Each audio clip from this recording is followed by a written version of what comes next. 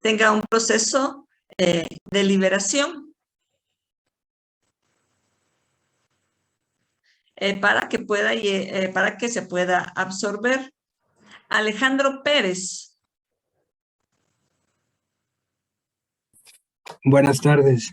Buenas tardes, Alejandro. Cuando hablamos del proceso de liberación, ¿en qué consiste ese proceso de liberación?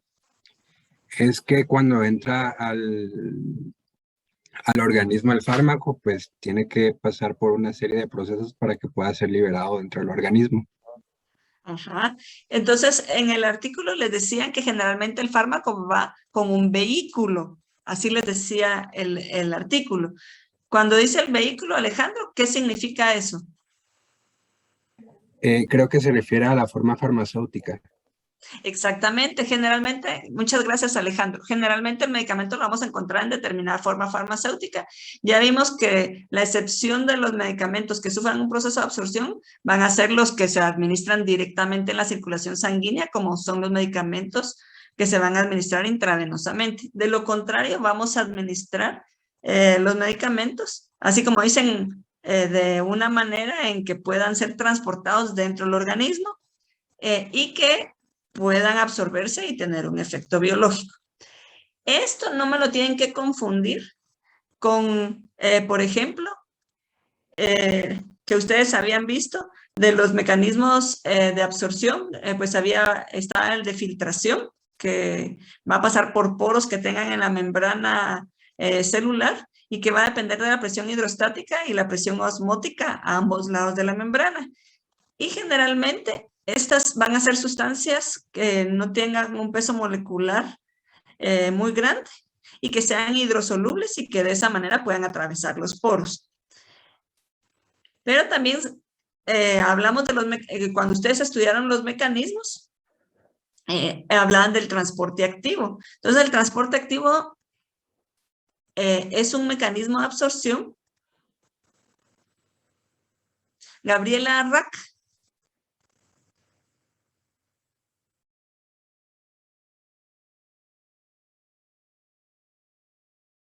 Gabriela.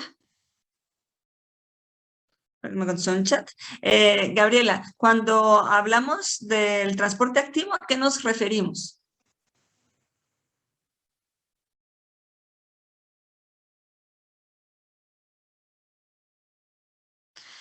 O sea, sí conlleva un gasto de energía, pero ¿de qué manera es que la sustancia va a atravesar la membrana celular?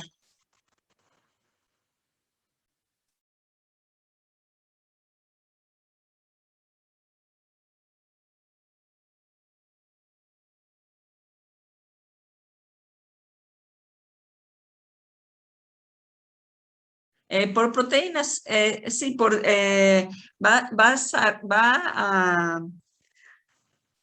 como decía Gabriela, implica un gasto de energía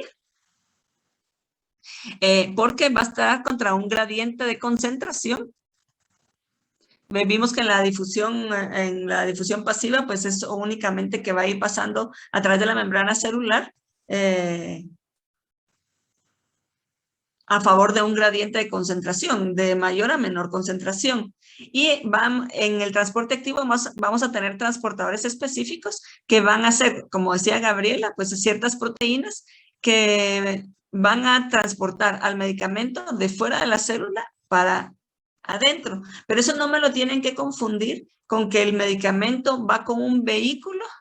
O sea, cuando yo lo administro, va a ir con un vehículo que va a hacer que ingrese a nuestro organismo y que de ahí se libere. Entonces, no quiero que se me confunda porque yo vi por comentarios de la lectura que me estaban confundiendo el proceso de absorción y la manera en que ingresa un medicamento al cuerpo con el transporte activo. Entonces, el transporte activo ya es cuando se liberó el principio activo y la manera en que este principio activo va a ingresar a la célula para seguir con el proceso farmacocinético.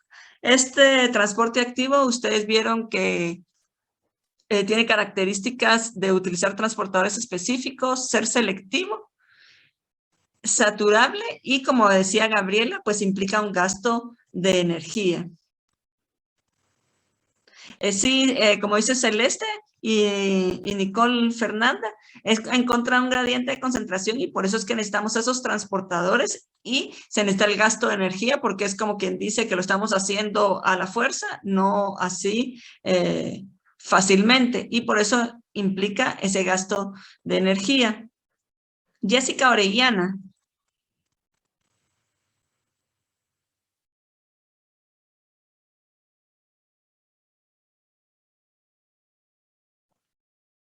Jessica, cuando decimos que una de las características es la saturabilidad, ¿a qué nos referimos?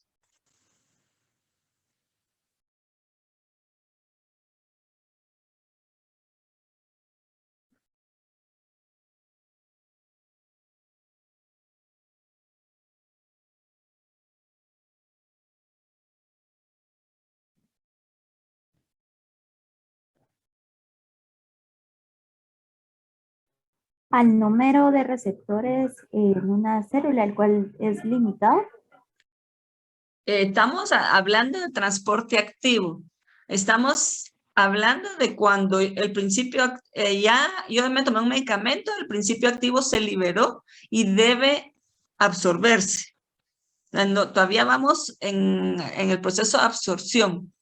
Entonces dijimos que uno de los mecanismos es el transporte activo. Y este transporte activo, una de las características es que es saturable. Entonces, ¿a qué nos referimos? Todavía no hemos llegado al receptor. Digamos que todavía no hemos llegado al receptor porque todavía no se ha absorbido.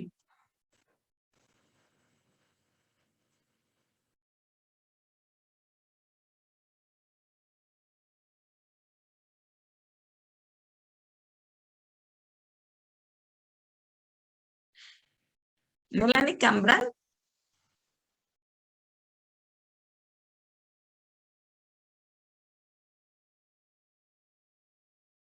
eh, ¿qué significa de que una de las características del transporte activo es la saturabilidad?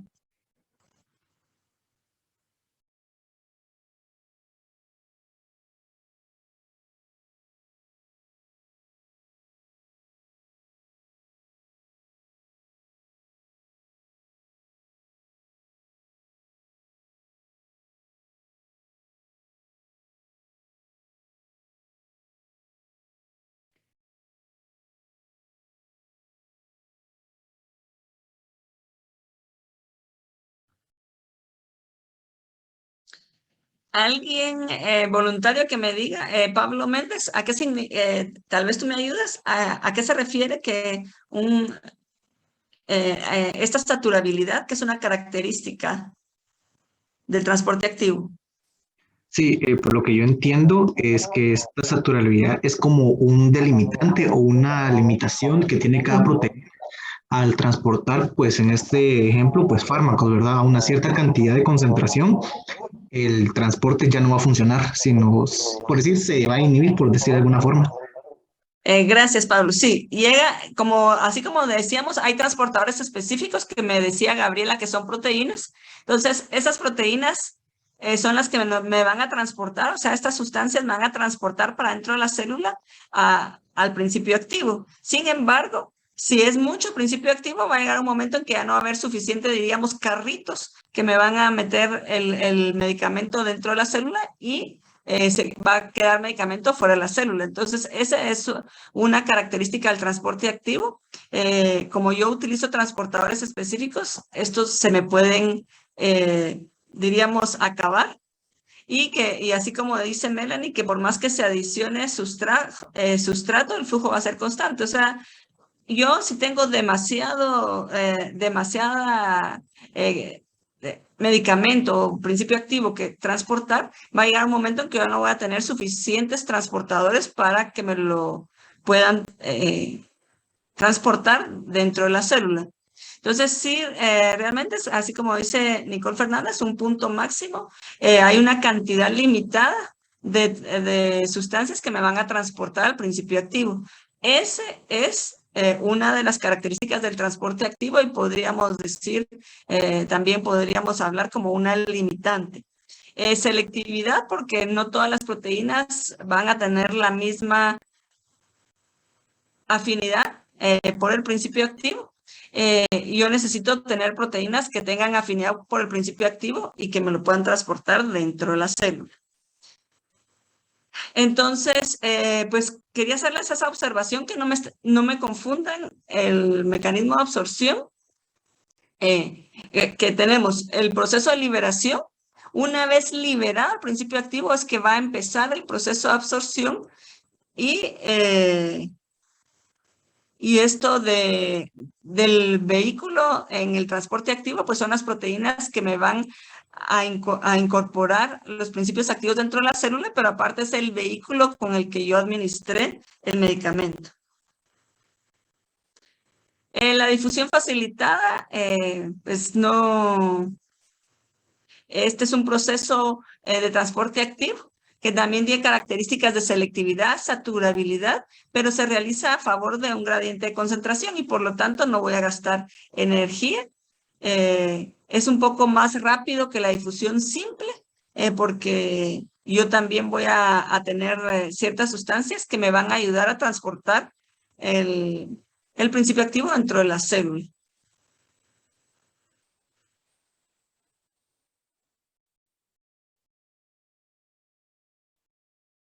Daniela, no entiendo tu pregunta. ¿Cuál es el tipo de transporte que se lleva a cabo para el paso de sustancias a través de la barrera hematoencefálica? En para el paso para la barrera hematoencefálica va a depender también las características de la sustancia. Si yo no tengo una sustancia que sea suficientemente liposoluble, yo voy a necesitar del proceso de transporte activo para que la sustancia pueda llegar atravesar la barrera hematoencefálica. No sé si a eso te referís.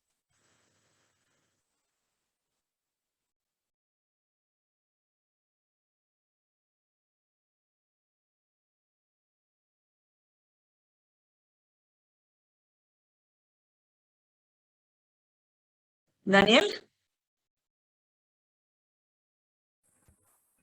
Sí, Lick, eso era. Es que se me está trabando un poco la computadora. Gracias. Bueno, sí. Cuando yo tengo sustancias con una liposolubilidad suficiente y yo quiero, generalmente por difusión me van a atravesar la barrera hematoencefálica. Nosotros para atravesar la barrera hematoencefálica, pues se debe pasar una buena capa lipídica, diríamos, y necesitamos que las sustancias sean no polares o bastante lipofílicas.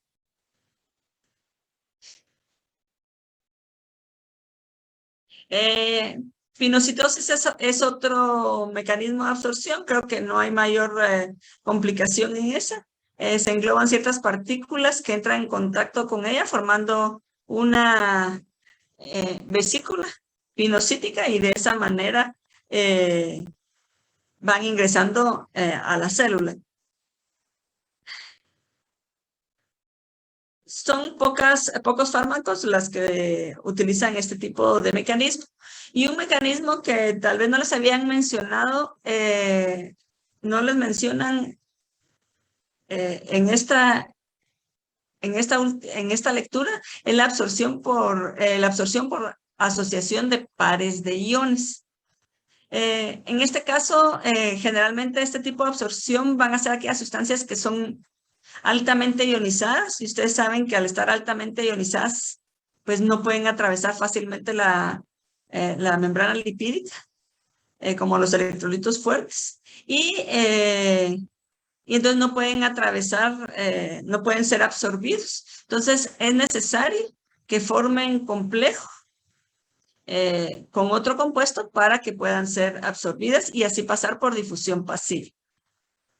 Este es otro tipo de absorción que lo utilizan algunas sustancias, como por ejemplo el propanolol, la quinina, son compuestos que por sus características necesitan asociarse con otro ion de manera que puedan ser absorbidos a nivel de la membrana celular. Ahora,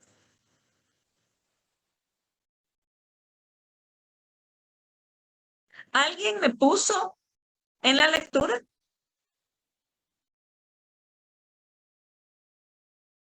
que si el cuerpo decide no absorber los medicamentos.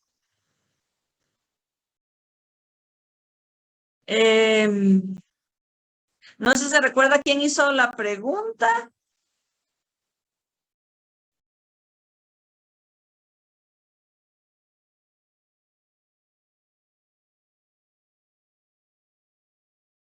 Con respecto a esto, la verdad es que el cuerpo no decide si va a absorber o no va a absorber una determinada sustancia.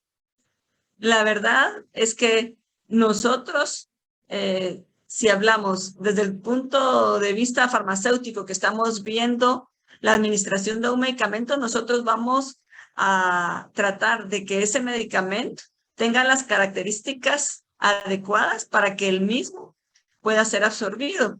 Pero el cuerpo no va a decidir si absorbe o no. O sea que quería aclararlo por la pregunta que aparecía en Perusal. No es el cuerpo que decide si absorbe o no. Ustedes ya vieron cuáles son las condiciones en que pueden ser absorbidos los medicamentos, y lo que yo necesito es que yo debo formular mi medicamento de manera que pueda absorberse por cualquiera de estos mecanismos que hemos revisado.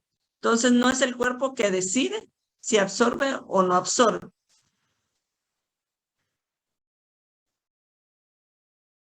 Y entonces, de acuerdo a lo que han revisado, Diego Javier,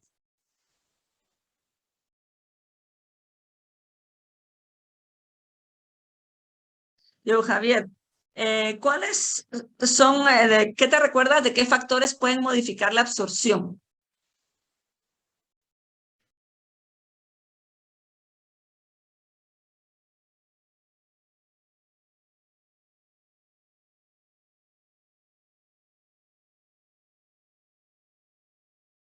La vía de administración es uno, ¿no? Ajá. ¿Sí? ¿Qué más?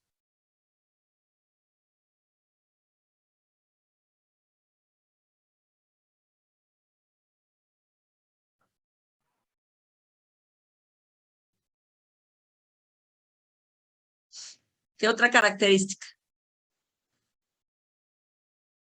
A ver, Andrés levantó la mano para ayudarte. Andrés, ¿qué otro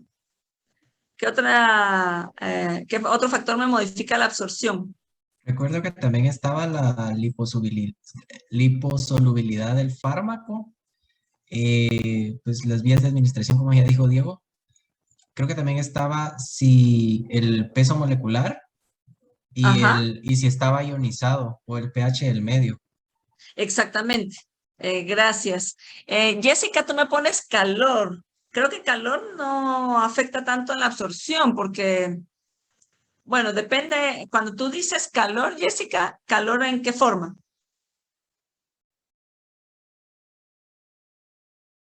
Creo que se refiere al calor cuando se administra por vía transdérmica o Y en la algunas formas parenterales.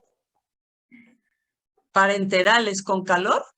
Está un poquito difícil. o en la fricción de la zona de administración. Ya. Evelyn, creo que me había levantado la mano. Sí, también afectan factores fisiológicos del paciente. Gracias, Evelyn. Sí, así me había escrito Ana también, factores fisiológicos o patológicos del paciente, es decir, cuando tienen determinada enfermedad, como ya me habían dicho, la administración, entonces Ana me está poniendo una incorrecta administración. Entonces, la verdad es que la solubilidad y les ponían a ustedes en esta lectura que acaban de hacer, les mencionan su solubilidad acuosa, les dice. Es más rápida la absorción cuando el fármaco está en solución acuosa, menor aún si está en forma sólida, lo que habíamos hablado de la forma en que yo voy a administrar el medicamento. Si ya lleva una disolución, va a ser un poco más rápida que si yo administro un sólido. La cinética de disolución de la forma farmacéutica, lo mismo cuando se libera el fármaco. Concentración del fármaco, si yo tengo una mayor concentración, yo voy a tener una mayor absorción.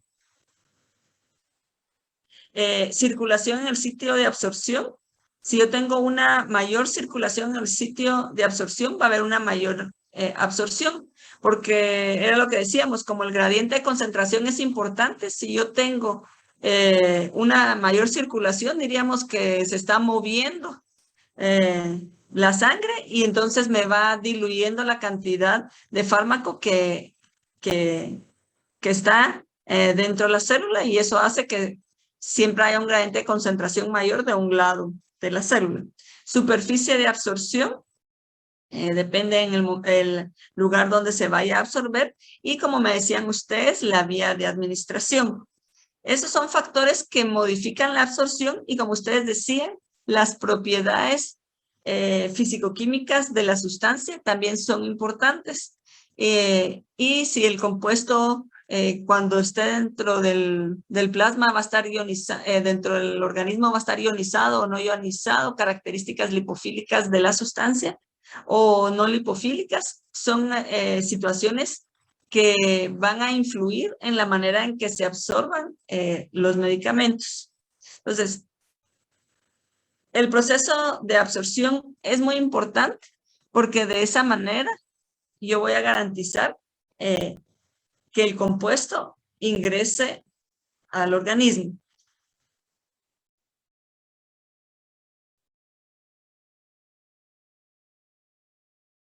Y luego pasamos a la distribución. Ya que el compuesto se absorbió, entonces va a seguir el proceso de distribución. Yanis. Sí, licenciada. Cuando hablamos, buenas tardes, Yanis.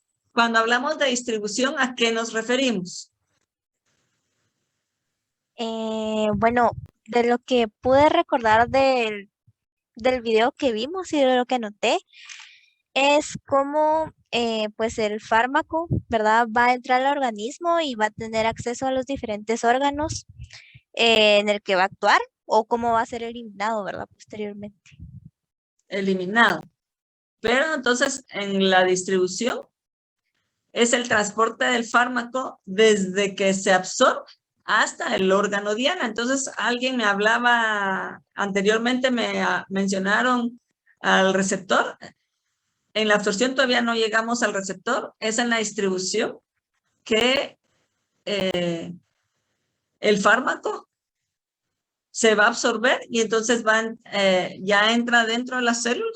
Y les decía en la lectura que ustedes tuvieron para el día de hoy, que va a ir al fluido intersticial. Entonces, Dayana Figueroa.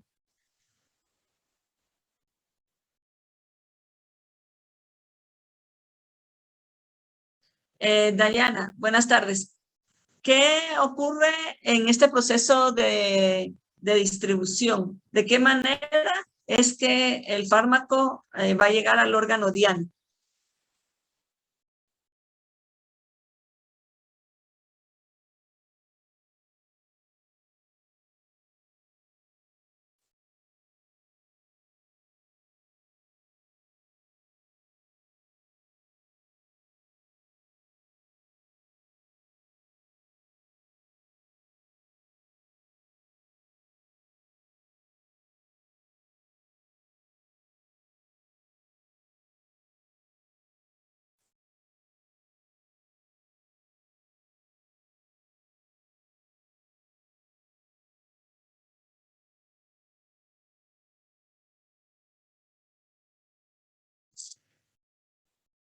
Diana, te preguntaba que en este proceso de distribución, como vemos que es el lugar del transporte del fármaco desde que se absorbió hasta el órgano diana, ¿cómo es que este principio activo, de qué forma es que va a llegar a este órgano diana? ¿Qué ocurre en este proceso de distribución?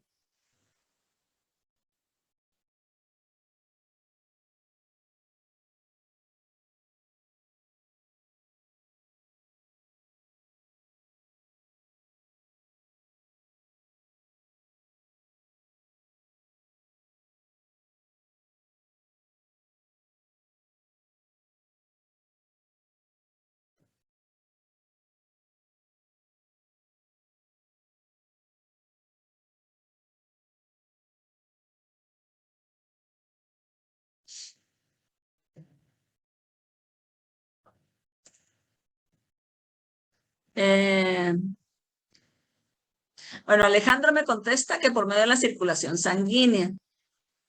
Perdón, mediante los capilares con gradiente de concentración, y Gabriela, que creo que es Gabriela Rack, por medio de la circulación sanguínea. Gabriela Pérez puede viajar en el plasma o unido a proteína. Andrés, tú me habías levantado la mano. ¿Qué dices tú, Andrés? No era lo mismo que están diciendo en el chat, que se podía distribuir de forma libre o por proteínas de unión. Ajá, sí. Entonces, ya una vez pasa hacia el fluido intersticial y luego al fluido intracelular, entonces el medicamento se va a unir a las proteínas plasmáticas de manera de poderse transportar. Y luego va a quedar como fármaco libre y va a llegar a los tejidos periféricos y llegar al órgano diana, que es el objetivo de la distribución. Entonces, la unión con las proteínas plasmáticas es importante, pero solo la fracción libre va a ser farmacológicamente activa. Entonces, la que está unida a la proteína es la manera en que se puede trasladar el medicamento dentro de los fluidos intracelulares, pero es necesario que esta unión sea reversible de manera que que pueda desprenderse el fármaco y llegar a su lugar de acción. Entonces, es importante esa unión con las proteínas, pero que esa unión sea reversible de manera de que quede una fracción libre, y esta es la que tiene acción farmacológica. Yanis, ¿cuál era tu duda? Que tú me habías dicho que tenías duda en distribución el jueves cuando tuvimos la clase. Me dijiste que tenías una duda en este proceso de distribución. Perdón, licenciada, no sé si fue a mí porque no escuché muy bien, se trabó la conexión. Ah, perdón, Sí, Yanis. sí fui yo. Sí, tú me preguntaste el jueves, tú dijiste el jueves que tenías una duda en lo del proceso de distribución. Sí, es que justamente por el video, pues yo anoté que nos estaban explicando que la distribución estaba condicionada por las concentraciones que iba a alcanzar en cada tejido, ¿verdad? Pero me entró duda porque justamente cuando hicimos el cuestionario, que era después de cada video, también pues marqué esa opción, pero después dijo que la distribución condicionaba la eliminación. Entonces me entró duda si era la distribución condiciona las concentraciones que se alcanza en cada tejido y la eliminación que va a tener el fármaco posteriormente. No, la distribución más que todo es la concentración que va a tener en cada tejido. Porque acuérdense que todavía se tiene que biotransformar para eliminarla.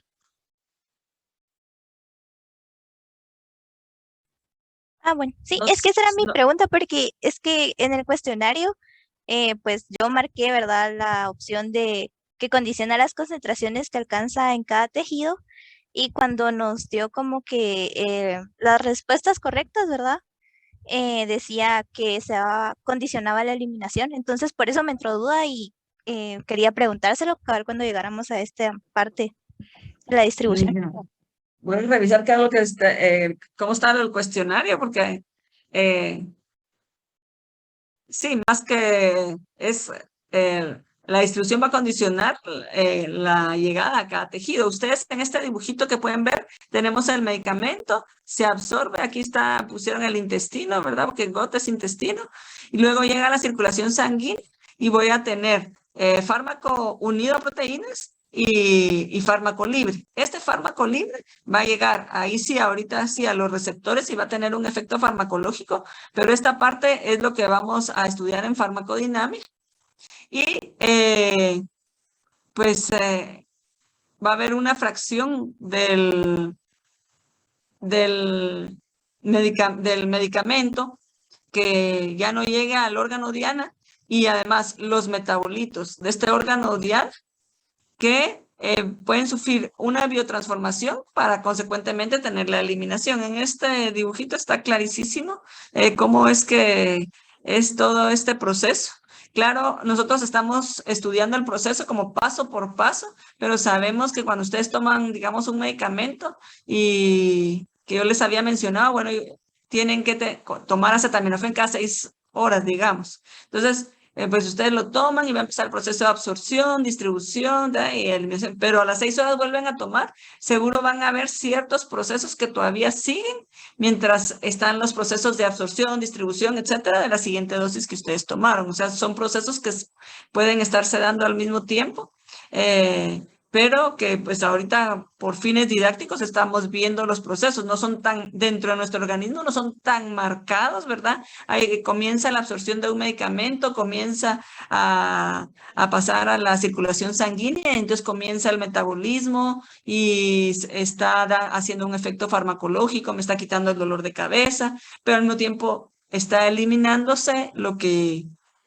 ya o no llegó al órgano diana o los metabolitos cuando ya hizo su acción biológica, pero también hay cierta parte que sigue con el proceso de absorción, etcétera. O sea, es un proceso dinámico, quiero pues que aclarar eso, pero por fines didácticos lo estamos viendo así por pasos. No crean que los pasos no son tan absolutos cuando uno administra un fármaco.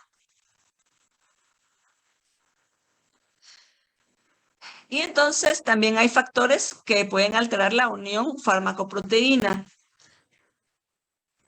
Vamos a ver, de lo que ustedes leyeron ahora. Cristal López.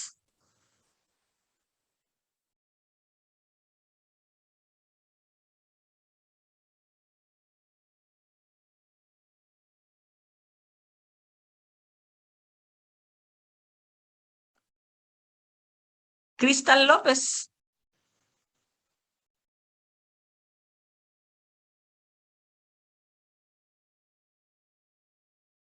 No está en la clase.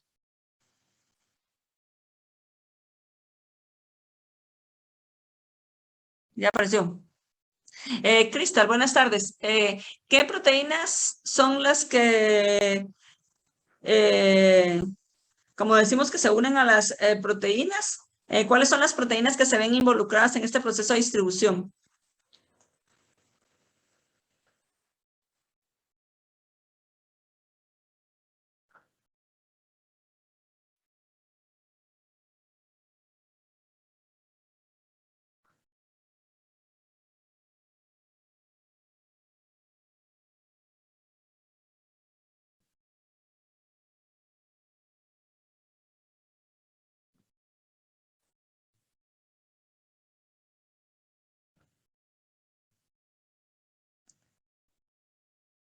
Betaglobulinas. ¿Sí? ¿Qué más? Las betaglobulinas son unas.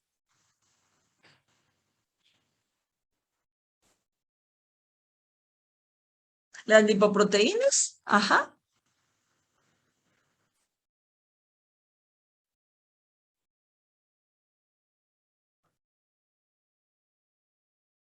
Y las lipoproteínas, glucoproteínas y las betaglobulinas que ya me habías puesto. Gracias, Cristal.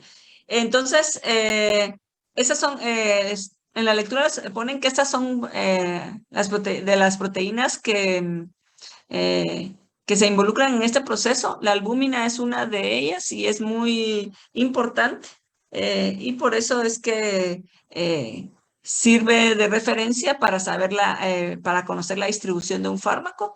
Y también este proceso puede verse afectado y entre ellas las uniones específicas con las proteínas, por ejemplo, la competición de fármacos. Entonces,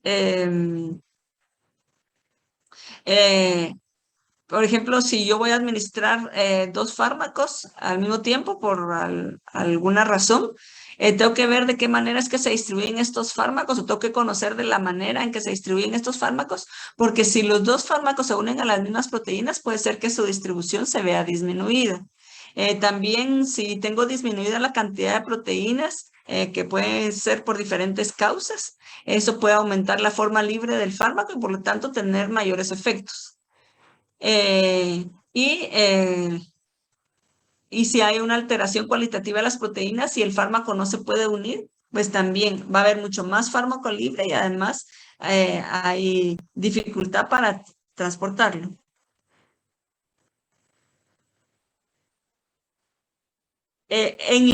Para poder,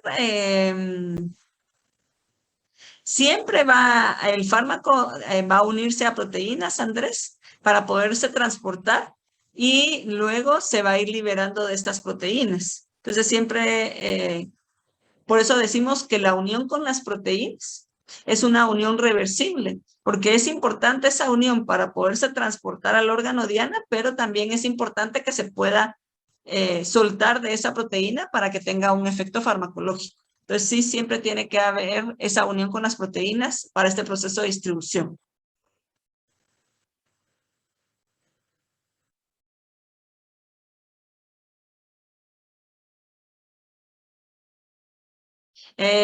La distribución puede verse afectada de persona a persona.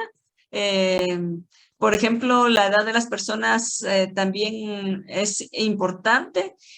Superficie corporal, o sea, qué tan grande la persona, proporción de agua, de masa muscular, de grasa corporal. Y como yo les decía, la concentración de albúmina plasmática para que se dé este proceso de distribución.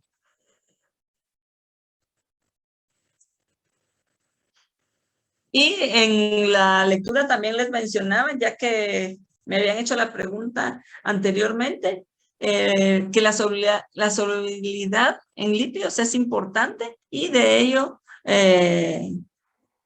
esa solubilidad en lípidos, como yo les decía, es importante para la distribución de los fármacos y sobre todo a nivel de la barrera hematoencefálica, o sea, lograr que el medicamento atraviese la barrera hematoencefálica.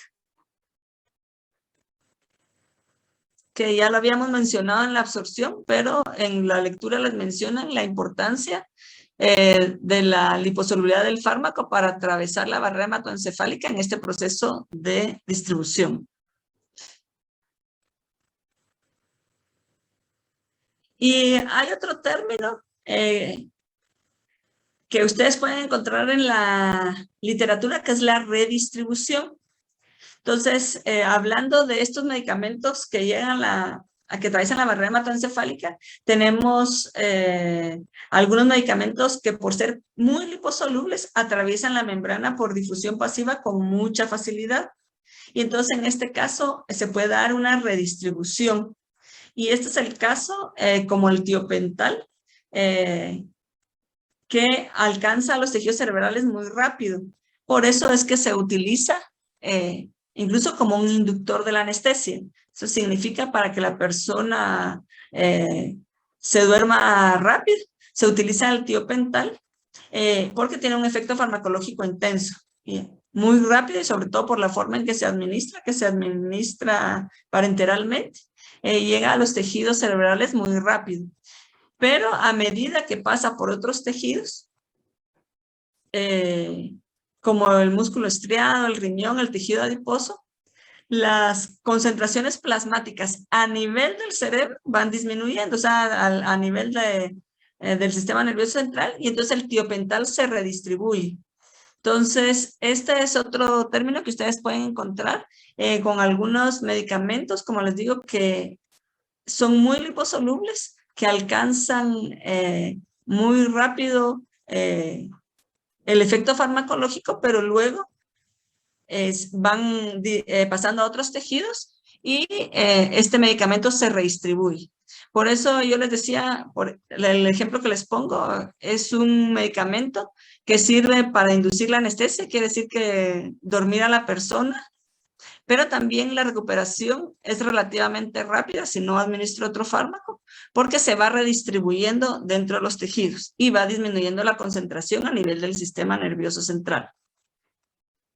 Entonces, este es otro término que se maneja en el caso de este tipo de medicamentos.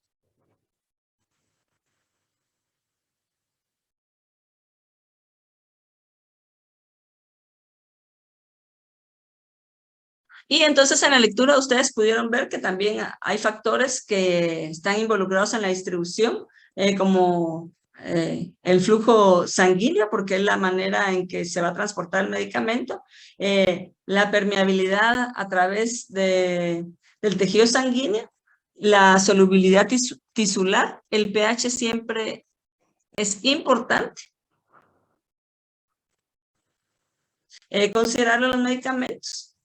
Y la unión a las proteínas que ya hablamos. Esos son los factores que influyen en la distribución de un medicamento. Y luego pasamos al metabolismo o biotransformación. La verdad que se usa el término metabolismo, pero ustedes ven que también les aparece el término de biotransformación. Entonces son procesos de biotransformación que constituyen el metabolismo.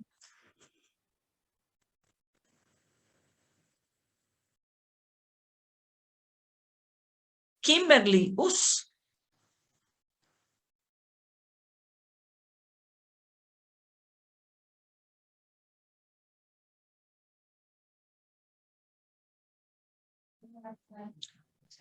Está en el chat. Kimberly, sí. Kimberly, ¿en qué consiste el metabolismo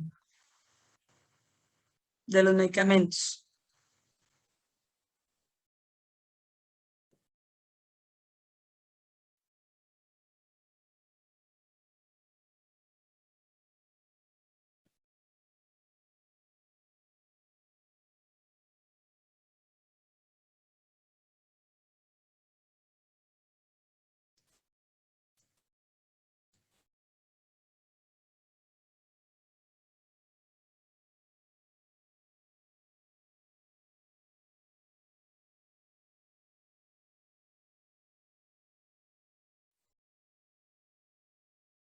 Convertir las sustancias que van a ser eliminadas en más hidrosolubles. Katia López.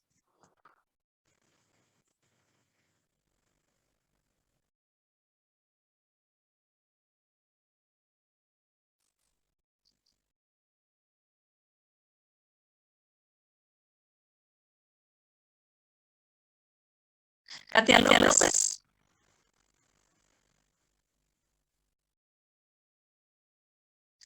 ¿Estás de acuerdo con lo que dijo Kimberly?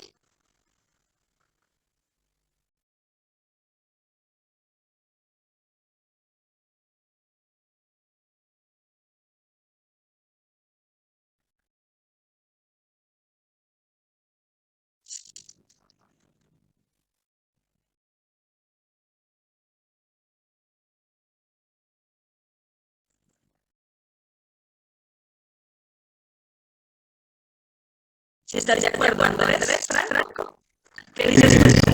Sería, sí, sería la cual va a tomar la sustancia farmacéutica para convertirse y de esa manera eliminar la mayor facilidad.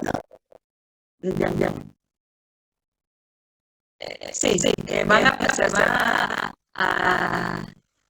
aquí ya se pone el caballo de transformación de sustancias para que puedan eliminarse fácilmente, para que se vayan realmente eliminando del organismo. Como ustedes ven, esta disposición en el laboratorio yo puedo tener esa activación de una sustancia, pero también puedo tener una activación de determinadas sustancias. Entonces la transformación sí me va a ayudar a hacer ese cambio, pero puedo tener también momentos en que me sirve para activar una sustancia, aunque luego también la prepara para irse eliminando.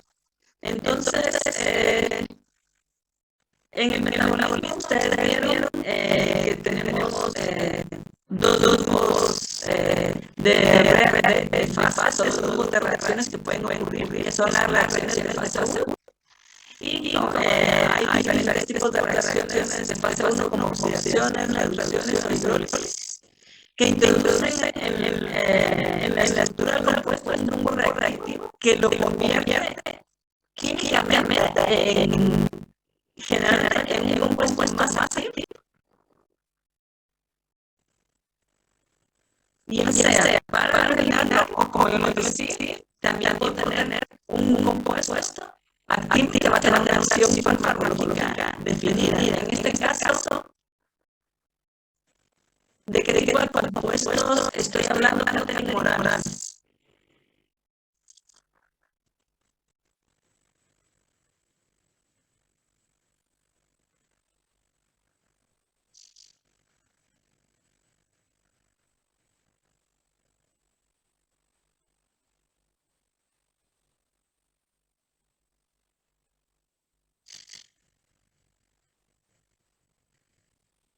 Catherine Morales.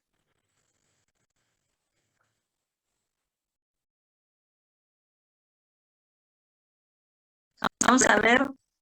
Sí, Catherine, yo les decía que en el metabolismo, en la fase 1, yo puedo van a ocurrir algunas reacciones que me van a introducir en la estructura del compuesto un grupo reactivo que lo convierte en químicamente más activo, ya sea para que lo conlleve a un proceso de eliminación o para una acción en algunos casos para tener una acción farmacológica.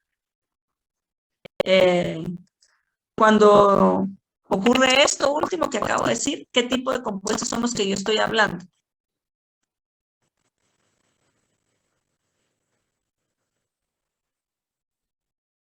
Si aquí está, en la lectura se los mencionan.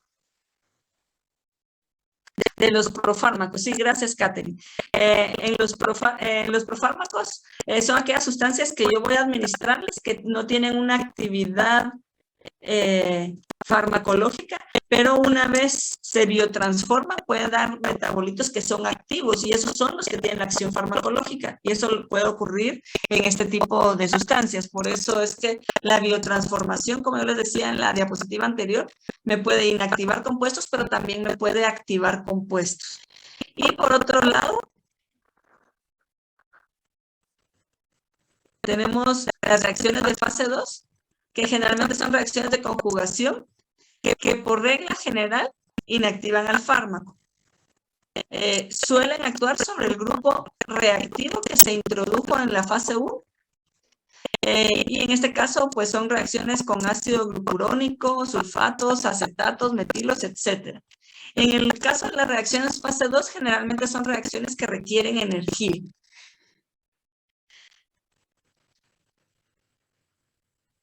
Y la verdad es que con el metabolismo es importante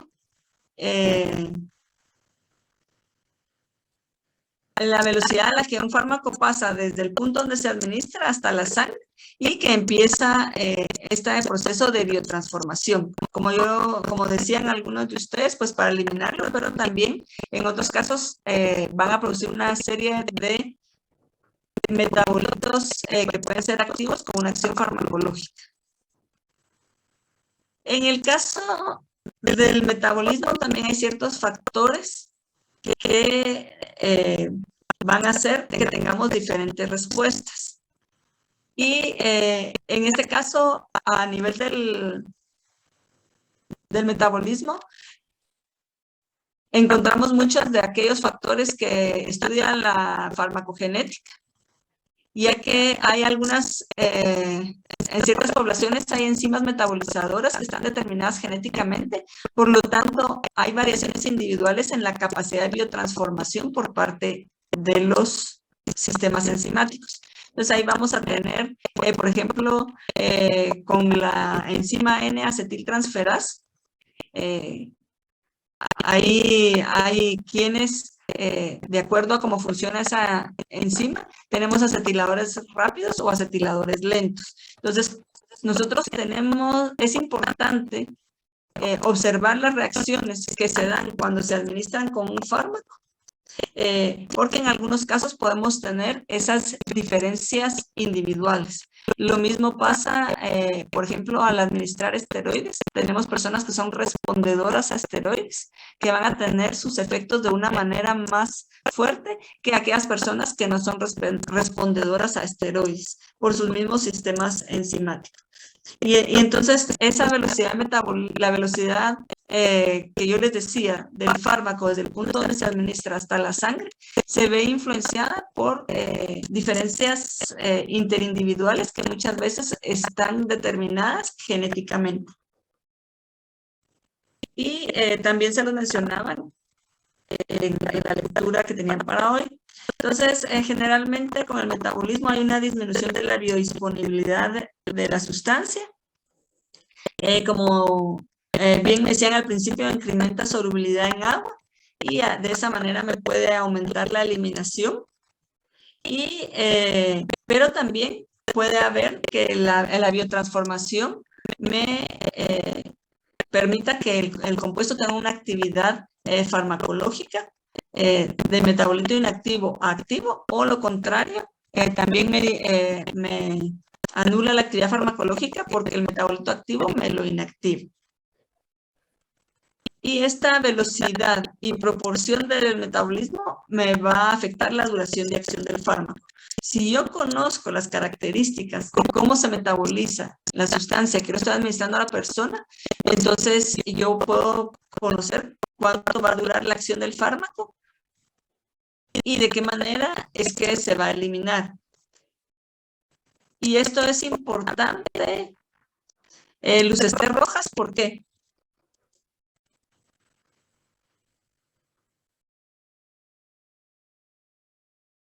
Porque es importante que yo conozca esto último que acabo de decir.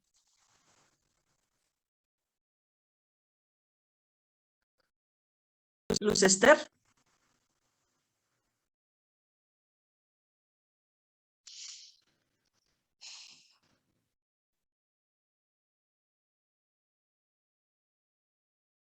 Luz Esther, ¿por qué es importante que yo conozca el metabolismo de un fármaco?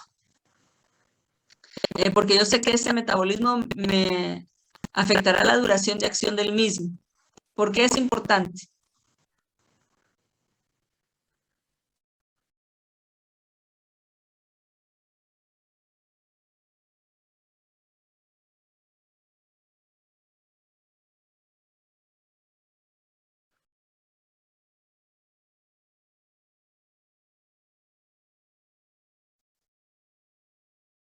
Para diseñar los fármacos de mejor manera. ¿Y de qué manera? Para el diseño de fármacos, sí, para el diseño de fármacos, pero ¿qué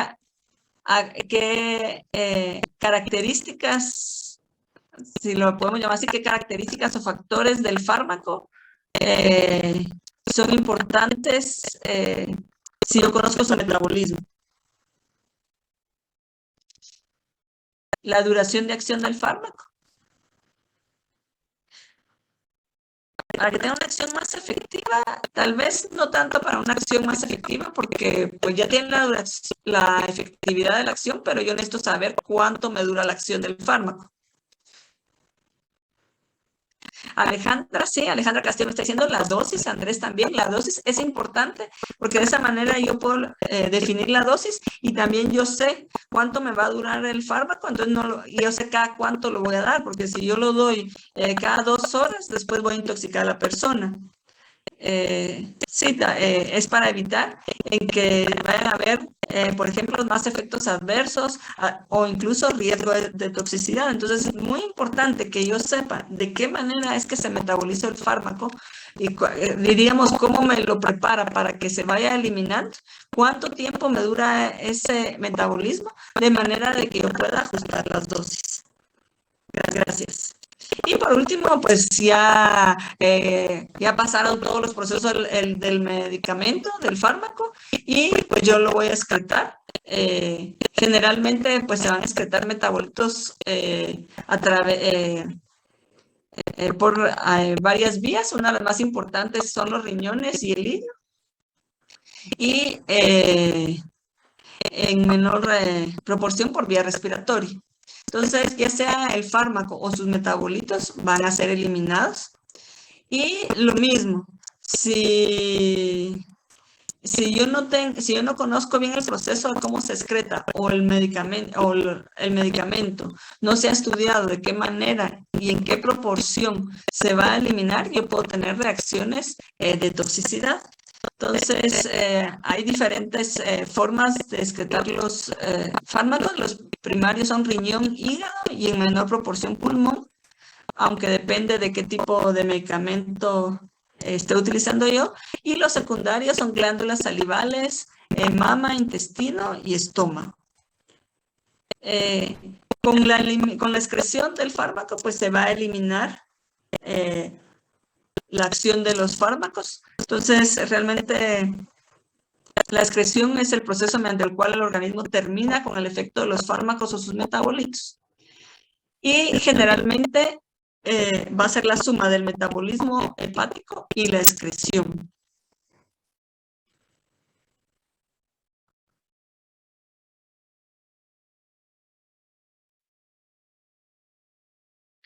Pablo Méndez.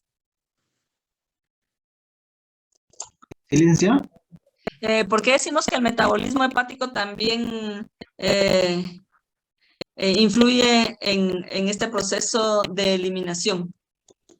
Porque en los tejidos hepáticos, cuando pasa el fármaco, hay ciertas enzimas que toman al fármaco y lo inactivan.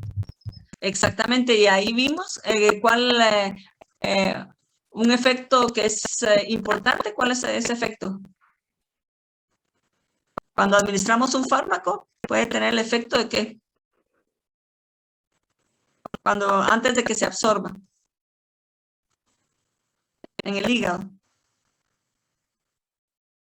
El efecto del primer paso. Entonces, desde ese momento se está eliminando algo de fármaco porque decíamos que ya no llega la misma concentración a la circulación sanguínea. Entonces, por eso hablamos de metabolismo hepático y la excreción, que es cuando ya... y la excreción que a la que mencionábamos a través de los riñones, siempre puede haber otro metabolismo hepático y los otros medios por los cuales se puede eliminar el fármaco. Sí, Natalia, gracias. El primer paso hepático. Y la lectura al final, bueno, la lectura les dice por qué la importancia de la farmacocinética y su uso clínico. Entonces, ¿por qué es importante en la farmacología clínica?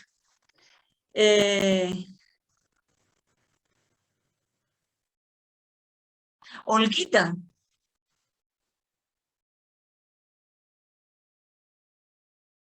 No sé si hay alguien que se llama Olguita o tiene otro...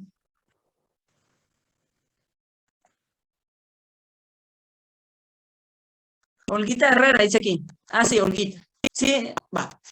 ¿Por qué es importante en la farmacología clínica este proceso, el conocer la farmacocinética?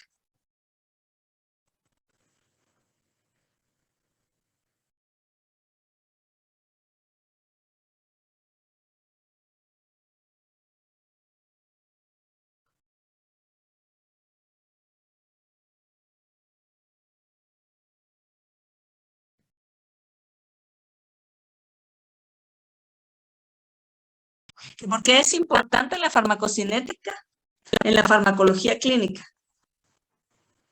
o en su aplicación clínica?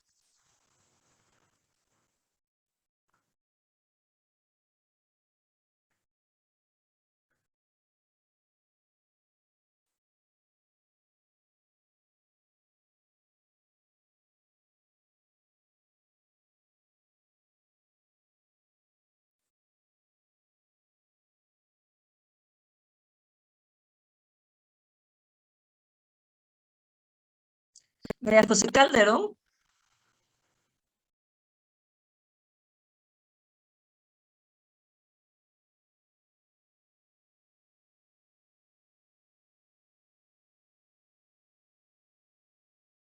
María José Calderón.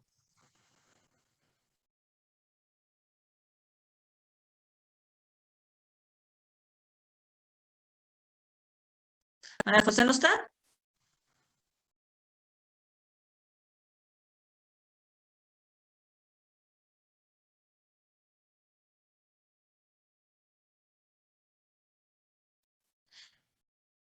Todos tienen sí, todos tienen el internet inestable. ¿Que por qué es importante la farmacocinética para la aplicación clínica?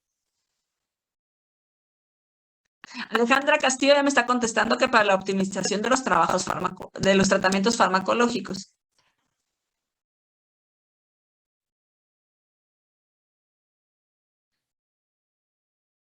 Evelyn, a saber, Aide, para saber la respuesta,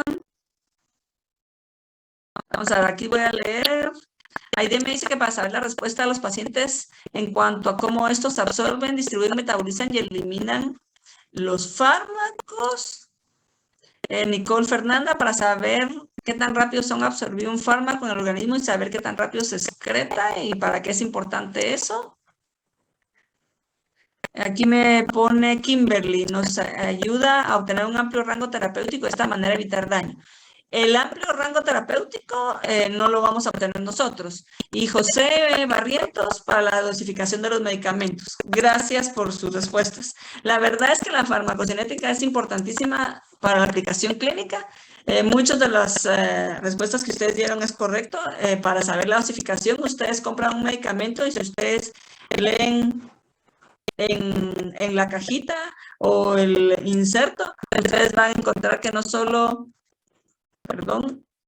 solo les aparece la fórmula, sino además les dice cómo lo emplean, qué precauciones deben tener, en el caso de embarazo y lactancia, cuáles son las contraindicaciones, cuáles son las precauciones, advertencias, uso pediátrico, etcétera, etcétera. Las interacciones medicamentosas y alimentarias, que eso también es importante, que se los mencionaban en el material que les he dado para que estudien la farmacocinética. Y al final de este artículo le dice, por lo tanto, que es una ayuda para todos los médicos. Es una ayuda para todos los médicos. ¿Quién estudia la farmacocinética? ¿Quién conoce el medicamento? ¿Quién conoce de fisiología? ¿Quién conoce las características de solubilidad, pH, ionización de una sustancia química? Nosotros sí, el farmacéutico. Entonces, es una ayuda para los médicos, pero no es dominio de los médicos. Y ese es el problema que se da en clínica.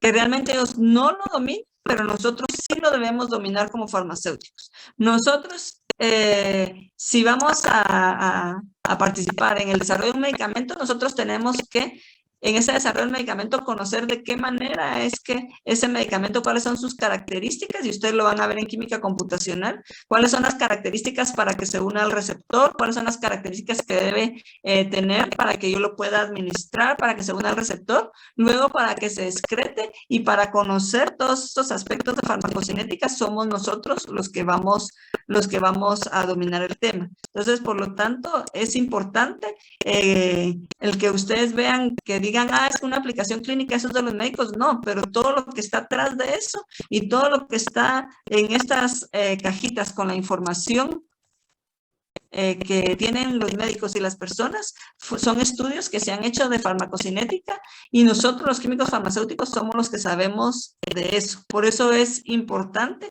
las clases que ustedes están llevando a lo largo de la carrera, porque las diferentes materias les complementan para poder conocer estas características. Entonces, la farmacocinética no es de nadie más, de ninguna otra profesión, más que de los químicos farmacéuticos, y tal vez ustedes dirán tanto tiempo que nos hemos tardado en esto, pero es por la importancia que tiene.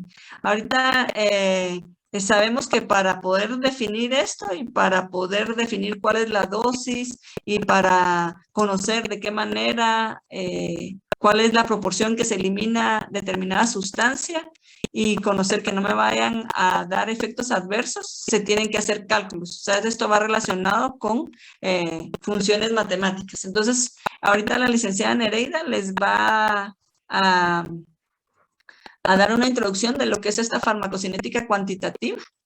Y pues ya vieron ustedes la importancia que tiene la aplicación de la farmacocinética pues para todo lo que es la administración de los medicamentos. No sé si hay alguna duda antes de que pasemos con la licenciada Nereida.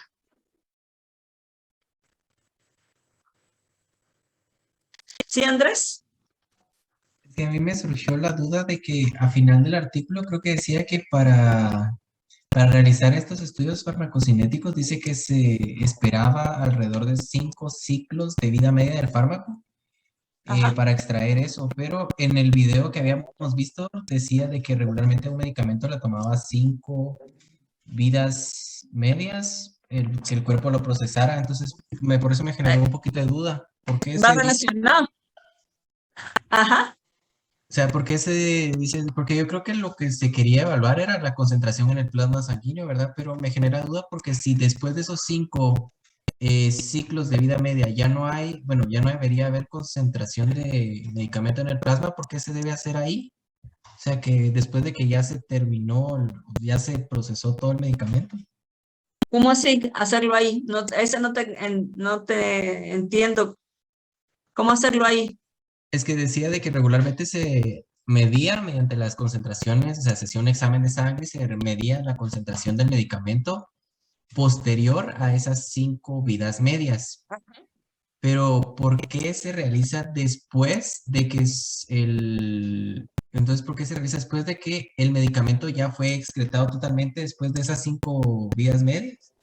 Después de que fue excretado, no, sino que se está, diríamos, está sufriendo todos los procesos farmacocinéticos. Entonces, tú administraste una dosis y a determinada dosis, a determinado tiempo, tú vas a, así como tú dices, a determinar la concentración en sangre. Y luego, al tanto tiempo, vas a volver a determinar la concentración y ahí vas a establecer cómo es que va disminuyendo esa concentración para saber en cuánto tiempo, pero no es hasta que ya se excretó, porque si no, si ya se excretó, ya no sabes nada, ya se fue el fármaco. Sí, cabal, esa era mi duda. Es que, como decía eso, de que después de 5 vidas medias, ahí ya van se a ver había ahorita procesado. que les explique la licenciada Nereida lo de las 5 vidas medias. Ahí van a comprender ahorita que hagan los cálculos. Ok, gracias, licenciada. Vaya, Andrés. Bueno, Nereida. Gracias, Lick. Bueno, chicos, ¿no tienen alguna pregunta, duda, inquietud por el momento? Solo Andrés tenía esa duda. Ajá. Pero sí, lo que comenta Andrés es algo muy curioso, porque calculando las vidas medias, vamos a ir entendiendo el porqué la dosificación y el objetivo es mantener la concentración del medicamento en un rango determinado de concentración. Vamos a ampliar algunos conceptos de concentración mínima efectiva, concentración máxima efectiva, ya llegando a concentración tóxica, ¿verdad? Que es los aspectos en ese punto donde biotransformación y eliminación juegan un papel importante para saber cuánto le tengo que dar de medicamento al docente, al paciente. Bueno, para despertarlos un poco y a ver si en realidad, aquí hay una pregunta. No son pruebas de estabilidad, porque ya cuando hablamos de vida media, bueno, son diferentes conceptos de vida de medicamento. Está la fecha de vencimiento que manejamos o la vida del medicamento en anaquel, que es antes de que se administre, ¿verdad? Digamos, si yo fabriqué el medicamento, ¿cuánto tiempo puede pasar sin haber sido administrado al paciente para que no pierda sus características cual y cuantitativas? ¿Ya? La vida media no es en las pruebas de estabilidad, sino son pruebas de perfiles cinéticos. Digamos, cuando se va dando a estos pacientes, se le da a paciente sano, se le administra el medicamento, después se van tomando mediciones de sanguíneas para medir la concentración plasmática del medicamento y se determina el tiempo que tarda en disminuir la concentración plasmática del medicamento. Vida media, más que todo, ya el tiempo que dentro del organismo mi cuerpo va a tardar en expulsar el medicamento. No tanto mi cuerpo, sino por las mismas características del fármaco, es como se va eliminando. ¿Sí? Saber, aquí otra pregunta, por eso se dice que todavía tiene un tiempo de vida el medicamento. No. Eso de que, como farmacéuticos, eso de que el medicamento después de la fecha de vencimiento todavía funciona, no lo podemos garantizar. Por eso tiene una fecha de vencimiento. Y a menos que yo haga todo un lote de ese medicamento antes de consumirlo, le haga todos los ensayos de la farmacopea, de control de calidad, para garantizar que sigue inocuo, lo puede consumir el paciente. Pero de lo contrario, yo en la fecha de vencimiento lo que garantizo es que mi forma farmacéutica mantiene mi principio activo estable. Son dos cosas diferentes. Fecha de vencimiento es relacionado directamente a la forma farmacéutica y vida media ya cuando mi medicamento entró a la circulación. No sé si eso aclara un poco la duda, Nicole. ¿Y Juan José? Sí, es que yo lo preguntaba porque en los hospitales dicen que cuando se vence un medicamento todavía tiene 6 meses de vida aproximada. No lo podemos garantizar. Nadie lo puede garantizar. A menos que, digamos, todo ese lote se venció, yo venga, lo agarre completo, lo analice y pueda decir, sí, todavía sí, pero yo le tendría que estar midiendo como que todos los días para decir, son 6 meses más. Eso solo se logra con... Ajá, solo se logra, termina, Nereida. Con los estudios de estabilidad. Esos son estudios de estabilidad en el medicamento por afuera. Imagínense, a la industria farmacéutica le trae cuenta de demostrar que su medicamento no vence en 2 años, sino que vence en 5 o hasta decir vence en 10 años. ¿Por qué? Porque los lotes que hagan tienen garantía por bastante tiempo.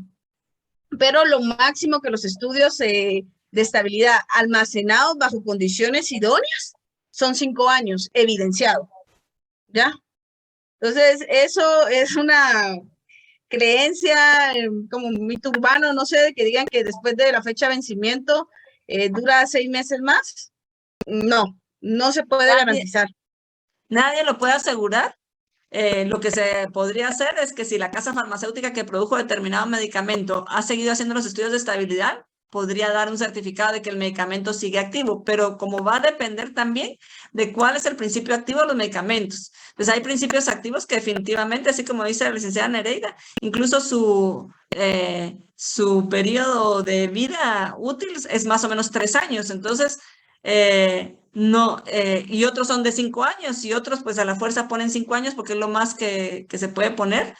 Pero va a depender también del principio activo. Entonces, no se puede garantizar, por ejemplo, que un antibiótico después de vencido va a seguir activo durante 6 meses, lo mismo que una aspirina que después de 6 meses y me lo guardaron cerca del lavatrastos y que todavía sigue buena, si ya está toda hidrolizada. Entonces, va a depender del principio activo y no podemos garantizarlo. Es un mito urbano y la verdad que solo es mito urbano. Científicamente no se puede asegurar.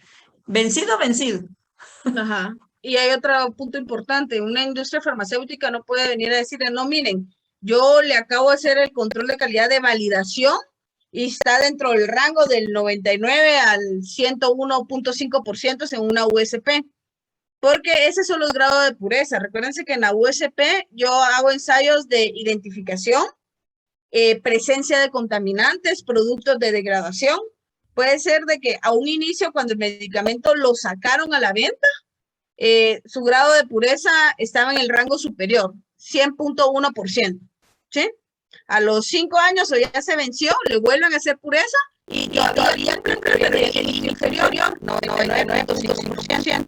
Ese punto 6 que se perdió, que se transformó, posiblemente se transformó en una sustancia de degradación, un producto ingreso, es una contaminante que, si bien en el principio todavía está en concentraciones adecuadas, también lleva sustancias que pueden hacerlas al 100%. Por eso el medicamento vencido no se consume. ¿Sí? ¿Queda eso claro? Sí, licenciada, muchas gracias.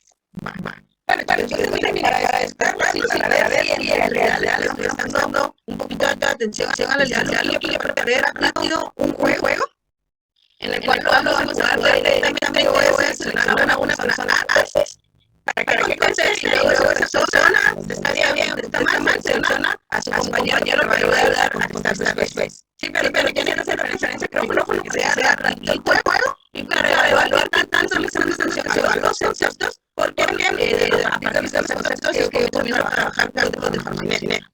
¿Sí? Entonces, hay una línea de forma cinética.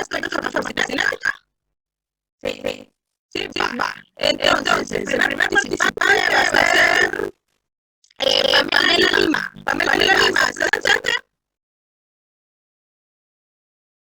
Pamela. Si no, para saberlo, quiere decir que está en el chat. Pamela Lima, ¿una? Sí, licenciada. Bueno, Pamela, esta es la primera. Tan sencilla, a ver. Estudia lo que pasa en el medicamento por la acción del cuerpo. Esto sería farmacología, farmacodinámica, farmacocinética.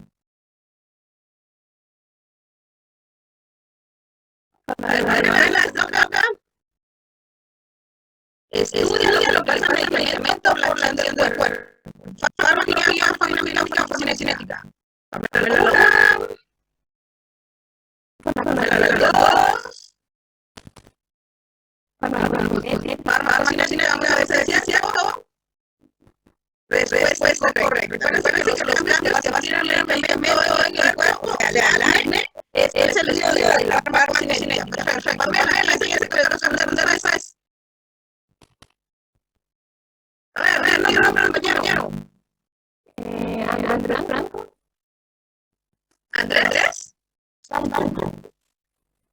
Andrés Blanco. Sí, buenas noches, aquí estoy. Andrés, ¿está presente Andrés? ¿Ya contestó? Vamos a ver, Andrés. ¿Estás despierto? Se me está Pregunta, Andrés, dice. Mediador de la respuesta fisiológica del medicamento. creo que liga. Estos son mediadores de la respuesta fisiológica de los medicamentos. Me refiero al ligando, al receptor o al agonista. Receptores. Receptor. Vamos a ver si es correcto. Correcto. Recuerden que la interacción con la que se generan los receptores van a generar el efecto fisiológico que se va a llegar a presentar. Entonces, si no hay un receptor que sea estimulado por la acumulación de un medicamento, no vamos a tener una respuesta biológica. ¿Sí? Perfecto. A ver, Andrés, ¿quién le responde más? Santiago Escobar. Santiago Escobar, ¿ya estás listo? Sí, licenciado. A ver, Santiago, esa es la pregunta. Dice, se encarga de lograr que el principio activo salga de forma farmacéutica. Este efecto de la farmacocinética se encarga de lograr que el principio activo salga de forma farmacéutica. Estoy hablando de la acción, distribución y liberación.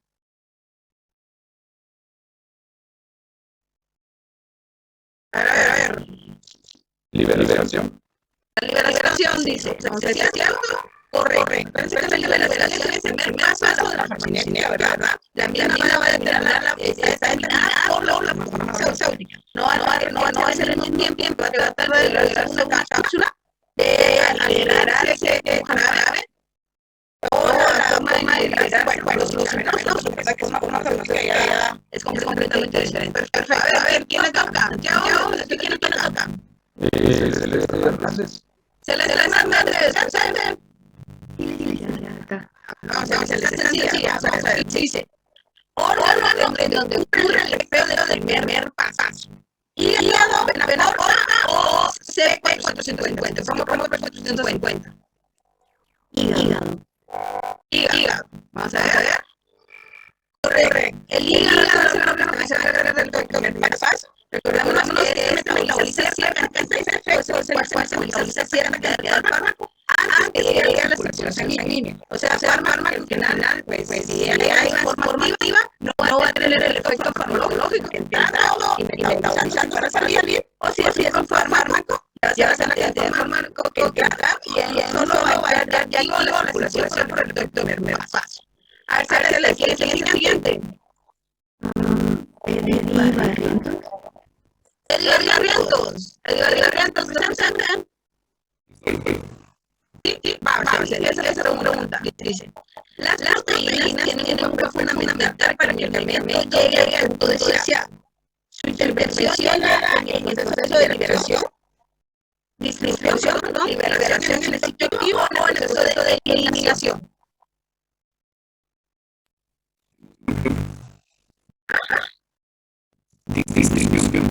Distribución, ¿es cierto?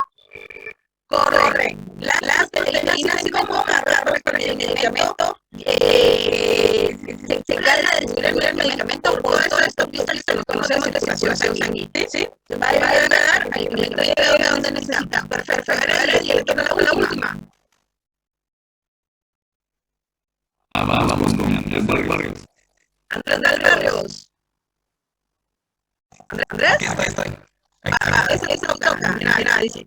Es la fracción del fármaco que llega a la circulación sin ningún cambio. Depende de las vías de administración. Estoy hablando de biodisponibilidad, disponibilidad, biodisponibilidad. El fármaco que llega a la fracción sin cambio. Biodisponibilidad. Correcto. Recordemos que la biodisponibilidad va a ser esa relación entre la cantidad de fármaco que en realidad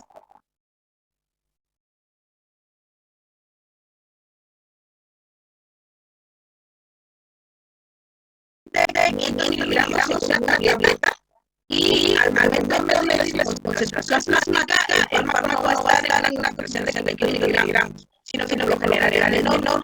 Entonces a él le habla de biodisponibilidad. La biodisponibilidad va a depender también bastante del proceso de absorción y por lo tanto de la vía de administración. Si yo comparo una vía oral o una vía intravenosa, va a tener mayor grado de biodisponibilidad. La oral o la intravenosa. A ver.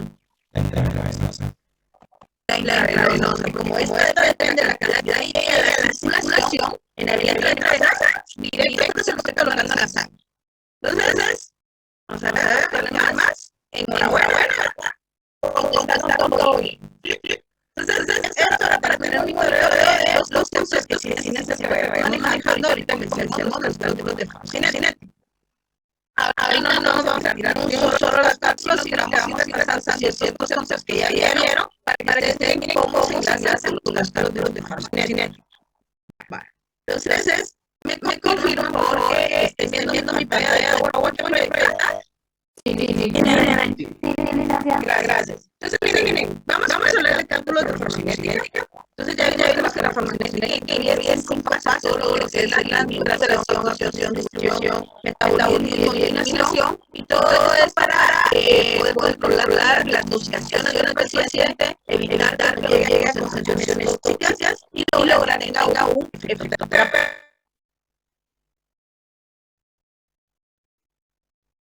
Entonces, en la farmacocinética, como los cálculos, vamos a estudiar las variables de la concentración del fármaco y si son metabolitos tienen una función de tiempo en los diferentes individuos.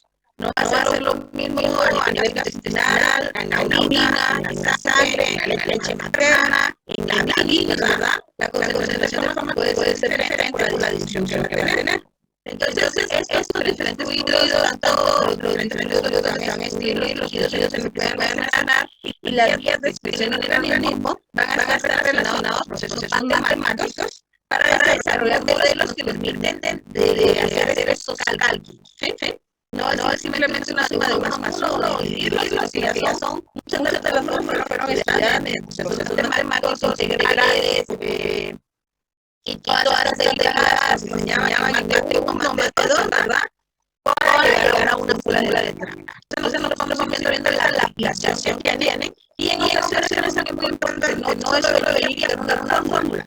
En ocasiones el razonamiento de la respuesta podemos llegar utilizando el razonamiento teórico, ¿sí? Con un pequeño cálculo matemático. ¿Ya? Entonces, el objetivo de la farmacocinética, ya lo hemos visto, es identificar las variables más importantes que determinan el comportamiento del medicamento y se le suma un valor numérico. Entonces, ya la ley de salud, todos los aspectos teóricos, aspectos cualitativos, yo voy a venir a ver desde aspectos numéricos.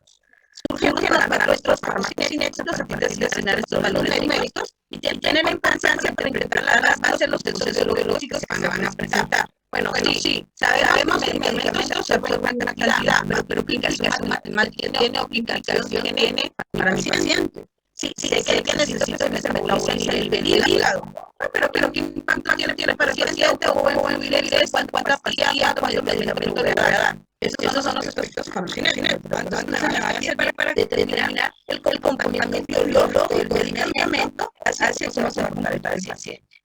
Entonces, este modelo farmacogenético lo vamos a determinar como un conjunto de ecuaciones matemáticas en donde las relaciones de los diferentes parámetros van a permitir describir, descargar y predecir el comportamiento del fármaco.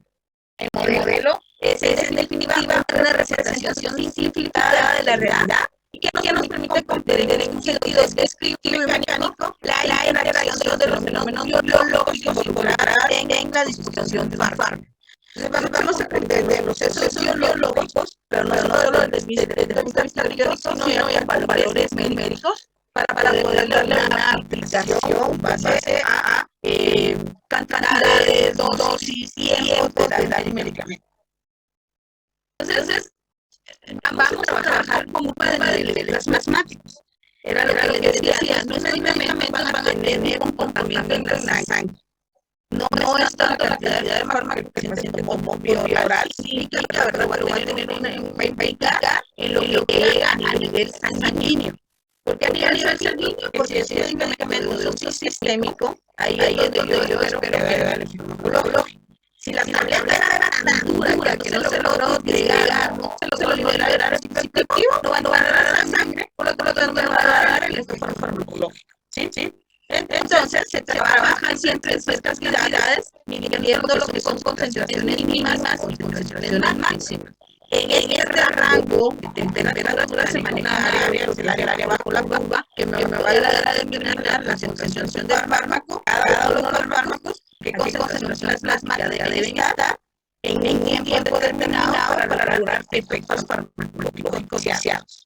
Todo esto lo vamos a tomar en cuenta sabiendo los procesos de acción, distribución del fármaco, cómo se metaboliza, cómo se elimina, para poder determinar ese rango de concentraciones, donde va la concentración mínima efectiva, que es la concentración mínima que necesita ese medicamento en la sangre para que tenga su efecto farmacológico. Y la concentración máxima, la concentración máxima del medicamento debe estar en la sangre para que dé un efecto farmacológico sin pasar a efectos tóxicos.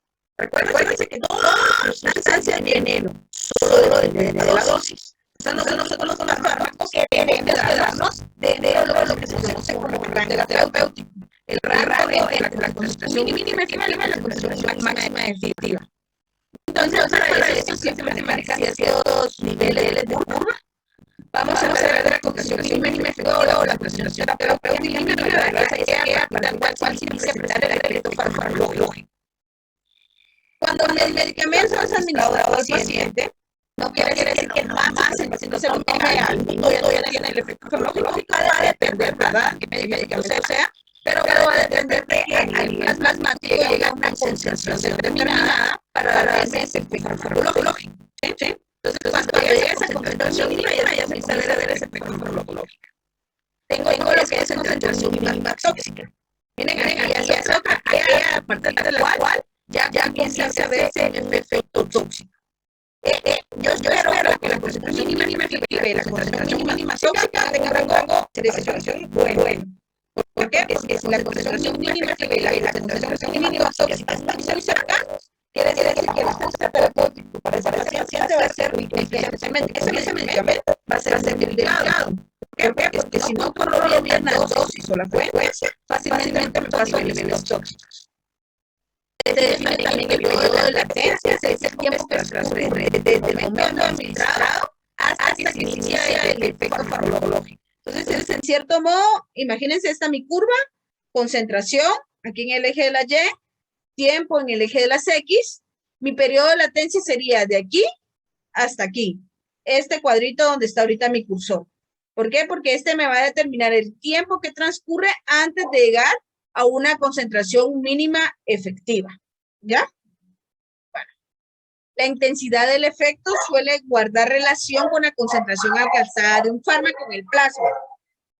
Depende, permítame un ratito.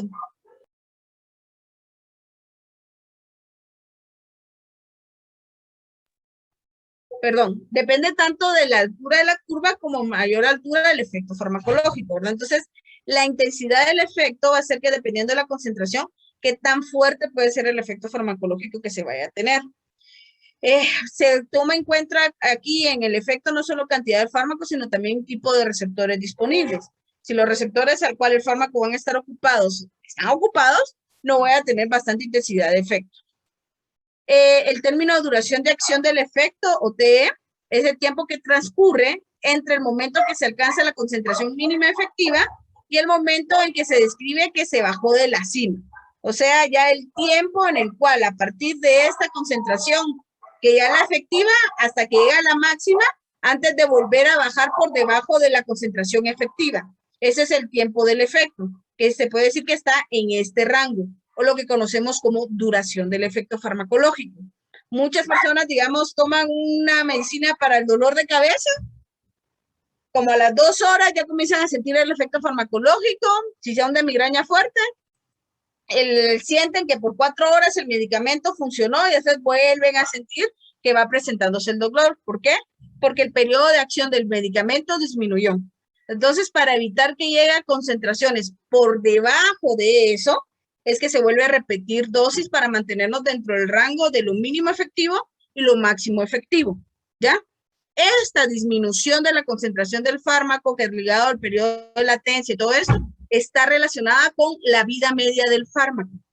La vida media del fármaco, o el T medio, vamos a definirlo como el tiempo necesario para disminuir la concentración del fármaco a la mitad, ¿ya?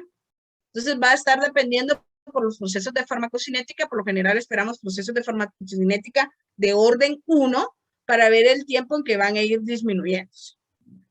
Ahorita puros conceptos les he dado, no he perdido a nadie. ¿Tienen alguna duda? ¿Van conmigo en la secuencia? ¿Sí? ¿Sigo conectada? ¿O se me fue el Zoom? Sí, Seguís conectada. ¿Chicos? Sí, licenciada. Ah, bueno. Creo que están durmiendo. Va, está bien. Voy a los dormir a todos. Va. Sí, dicen que sí sigo conectada en el Zoom. Entonces, miren. Vamos a ir evaluando cómo va siendo esta evolución de los niveles del fármaco. ¿Se recuerdan la concentración mínima? Ya la mínima cantidad que yo necesito tener en plasma para comenzar a tener el efecto terapéutico. Y la concentración máxima, la máxima que se requiere sin que se presenten efectos tóxicos. La distancia entre la máxima y la mínima se le conoce como intensidad del efecto y también algunos libros lo reportan como el rango terapéutico. Las concentraciones entre lo mínimo y lo máximo que yo necesito mantener las concentraciones de mi fármaco en plasma para mantener siempre el efecto terapéutico. ¿Sí? Bueno. Concentración mínima tóxica, ya comienza a ser la concentración donde se presenta el efecto tóxico. A este se le llama intensidad del efecto y desde el efecto tóxico hasta lo mínimo efectivo, rango terapéutico. Yo espero que esta separación sea grande. ¿Por qué? Imagínense que aquí la concentración me diga lo mínimo efectivo es 1 y aquí me diga 20. ¿Es un rango terapéutico grande o pequeño? De 1 a 20, 19 espacios. Relativamente grande, ¿sí o no? ¿Sí? Siento que me desconecté. Nos dicen que sí en el chat. Va. Pero si yo les dijera, miren, el mínimo efectivo es 1 y lo mínimo tóxico es 1.5. Ahí el rango terapéutico es estrecho. Yo solo tengo un margen de 0.5 para mantener la concentración plasmática sin pasar y sin provocar efectos tóxicos. ¿Qué es lo que va pasando cuando esos medicamentos tienen un rango terapéutico muy, muy pequeño? los periodos de dosificación tienen que ser muy exactos. ¿Por qué? Porque si viene mi paciente y como va a salir de paseo y no quiere llevarse la pastilla o se le va a olvidar, adelanta su tiempo o su momento de dosis, imagínense que el medicamento todavía vaya por esta concentración antes de que le tocara tomarlo. Y como se lo tomó, se suma la nueva concentración que está teniendo, más lo que tenía. Fácilmente puede pasar a dosis tóxica. Es por eso que hay que cuidar bien los intervalos del medicamento, ¿ya? Para mantener bien un rango terapéutico. ¿Queda eso claro? Correcto, licenciada. ¿Sí? Va. Oye, licenciada, perdone, esto se refiere cuando un médico le dice a uno, bueno, cada 6 horas se toma esta pastilla y si uno adelanta esa dosis, esto es lo que ocurre. Puede ocurrir dependiendo del rango terapéutico de los medicamentos. Okay. Hay medicamentos que su rango terapéutico, o sea, entre concentración mínima efectiva y concentración tóxica, están bien separados. Si lo adelantas, no va a haber tanto problema, posiblemente, ¿verdad? Porque va a depender también de tu metabolismo, tu sistema hepático, renal, todo, ¿ya? Okay. Las dosis o los tiempos de tomar el medicamento están establecidos no porque ay, es más fácil que se lo tome solo 3 veces al día o 2 veces al día, sino que también ya están determinados con respecto a las características del medicamento, la vida media, cuando se elimina, para mantener siempre concentraciones efectivas. ¿Sí? No sé si eso aclara la duda. Gracias, licenciada. ¿Sí? Va. Entonces, miren la duración de acción. ¿Cuál es la pregunta? Nada. La duración de acción, se recuerdan de que cuando comienza a presentarse la concentración mínima efectiva y el tiempo que transcurre hasta que nuevamente, después de subir, vuelve a bajar y pasa por debajo ya de la concentración mínima efectiva. A eso le llamamos la duración del efecto. De cada medicamento depende, ¿verdad? Ahí la Liz ya les ha hablado del tiopental, que es un inductor de la anestesia. Su duración de acción es corta. Versus otros que tienen un efecto de una duración de acción más larga, ya tanto por el mismo medicamento o porque sus metabolitos secundarios siguen siendo activos. Pero esas características ya las discutimos en farmacodinámica y en medicinal 2 más que todo. Entonces, todo el proceso farmacocinético va a estar ligado a la liberación del fármaco, procesos de absorción, distribución, transformación y eliminación. Vamos a comenzar con el primer parámetro, que es lo que es la absorción. En los procesos de absorción está ligado directamente a lo que es biodisponibilidad y eliminación de primer paso. A ver, miremos, bueno, escuchemos porque no encienden cámaras para verlos. Miguel Marroquín. Miguel Marroquín. Miguel Marroquín a la 1. ¿Está en el chat, creo yo? Sí, hola Miguel. Mira, ¿me puedes hacer un favor? ¿Me puedes decir qué es la eliminación de primer paso?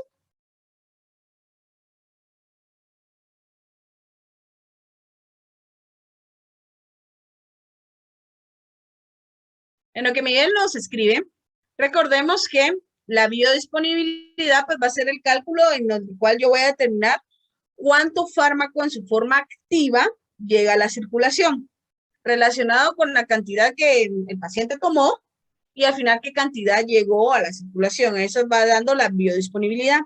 Y ya lo discutimos con el juego y con Ariel Muki ya lo han discutido, que va a estar relacionado o va a depender de la vía de administración. Además de la vía de administración, depende también de lo que es el efecto de eliminación de primer paso. Que Miguel todavía no nos ha puesto aquí la respuesta. Vamos a darle 2 minutitos.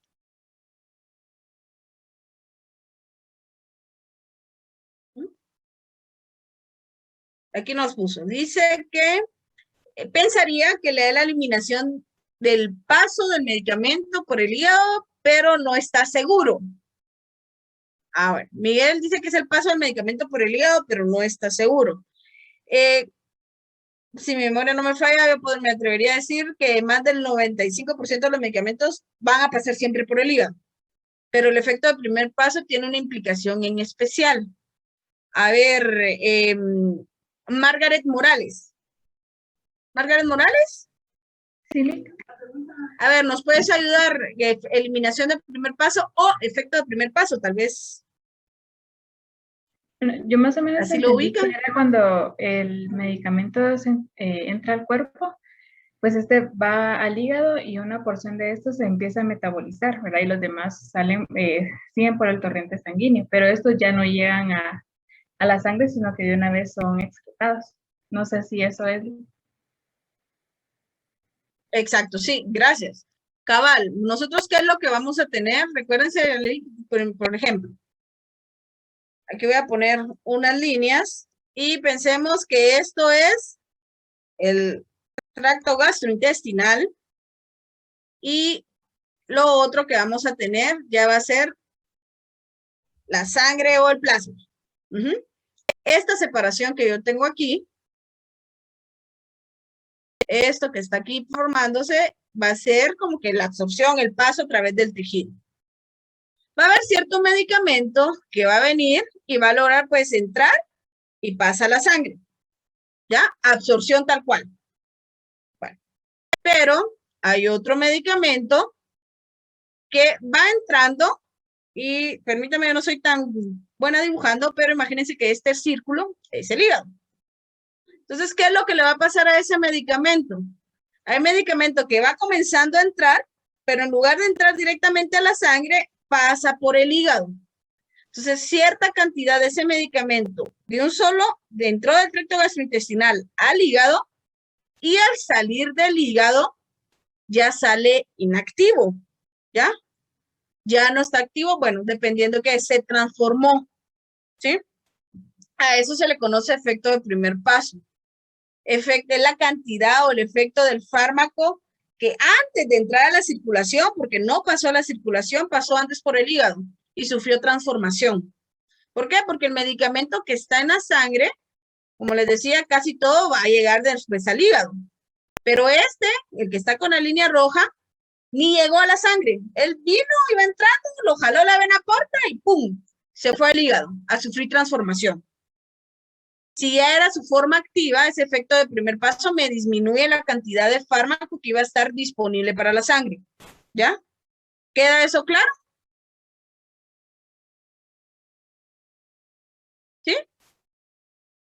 Estoy recordando, cabal, lo que ya nos había dicho la Lic Luque. A ver, no sé si hay pregunta en el chat. No sé, que todo está claro. Perfecto.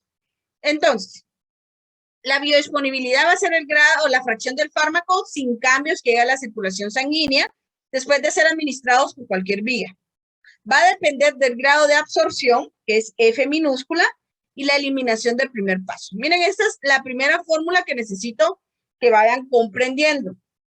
Ojo, que digo comprender, no digo memorizar o apuntar en formulario, porque durante el examen no pueden utilizar formulario, ¿ya? Entonces, que vayamos comprendiendo. Me dice que biodisponibilidad F mayúscula va a ser igual a la absorción, F minúscula, por 1 menos ER. 1 viéndolo como entero, o me pueden decir por el 100% que se absorbe menos la cantidad que, menos el porcentaje que pasa en efecto de primer paso. Es una fórmula sencilla. Entonces, vamos a ponerla en aplicación. Me dice, el imitabit, al igual que en otros inhibidores de la tirosinasa, es para el tratamiento de leucemia amiloblástica crónica. Se absorbe en un 97% y se metaboliza en el hígado. Después de administrar una dosis de 30 miligramos, la cantidad máxima que se detectó en el plasma fue de 250 miligramos. ¿Cuál es la tasa de excreción hepática del imitabit? O sea, efecto primer paso. Voy a cambiar de pizarra.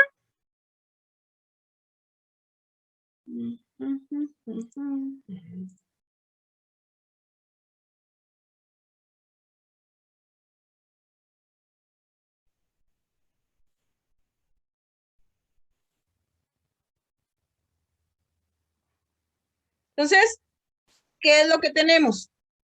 Y el problema me dice, bueno, mire, su medicamento tiene una absorción del 97% y se sabe que cuando se le dio 300 miligramos, la concentración plasmática que llegó a la sangre fue de 250. ¿Cuál es la excreción hepática? Si yo vengo y analizo mi fórmula, yo sé que F mayúscula, ¿qué quiere decir F mayúscula? Biodisponibilidad. Biodisponibilidad. Va a ser igual a F minúscula, que F minúscula, ¿qué quiere decir? Absorción. Absorción. Ajá. ¿Por qué? Por 1 menos 1 menos ER. A ver, ¿qué es lo que quiero identificar según el problema? Yo necesito encontrar ER. Entonces, ¿qué hago?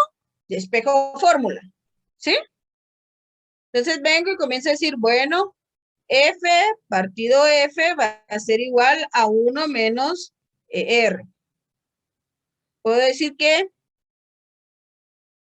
F partido F más ER va a ser igual a 1. Por lo tanto, puedo decir que ER es igual a 1 menos F partido F. ¿Están de acuerdo con mi despeje? ¿No lo hice mal? ¿No entienden por qué lo despejé así? Todo claro. Todo claro, va. Entonces yo necesito encontrar ER. Miro si tengo los datos. 1, pues es un valor constante. Sé cuál es el valor de F. ¿Qué dicen ustedes? ¿Sé cuál es el valor de F según el problema? De F minúscula. 97. Es 97, el 97%, exacto. Esto, porque me hice absorción, es F minúscula. Vale. ¿Y biodisponibilidad? F mayúscula, ¿lo puedo saber? Miren, por definición, me dice que es la fracción de fármaco que llega a la sangre después de ser absorbido. Entonces, tomando esa definición, ¿cómo lo puedo calcular? Sí, es 250, me dicen algunos. Yanis me dice que es 250. Daniela también me dice que es 250. ¿Están todos de acuerdo que F es 250?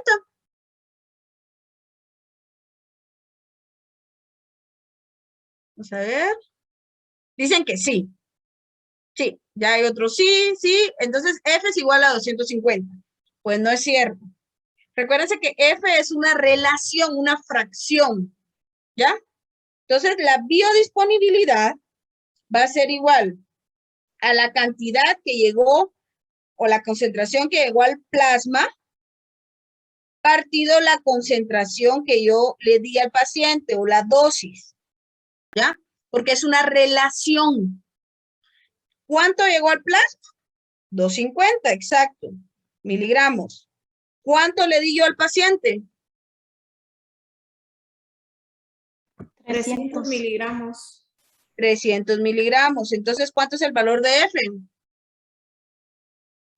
5/6. 5/6. Ajá. ¿Sería qué? Punto, ¿qué? 75, ¿no? Punto 8. 83. Punto 83. Gracias. Punto 83. Dice cuenta que es una fracción, por lo tanto, sin dimensiones. ¿Comprendido eso? ¿Por qué no es 250? Porque los 150 sí, exacto, es la concentración que me llegó en plasma, pero la biodisponibilidad es esa proporción, esa fracción. Entonces ya tengo todos los valores. Voy a comenzar a sustituir. Digo que ER va a ser igual a 1 menos ese 97%, lo voy a representar en términos de 1, o sea, 0.97, ¿sí? Porque es lo mismo, solo estoy manejando por proporciones. Eso partido 0.80, ¿y qué? No, es al revés, ¿verdad? Sí, es al revés. Primero, arriba es porque es F mayúscula, 0.83, partido 0.97. Esto primero se ejecuta la fracción y luego el resultado lo restan de 1. ¿Cuánto les da el efecto del primer paso?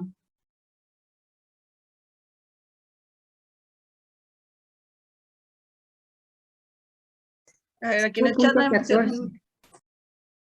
0.14. Ajá.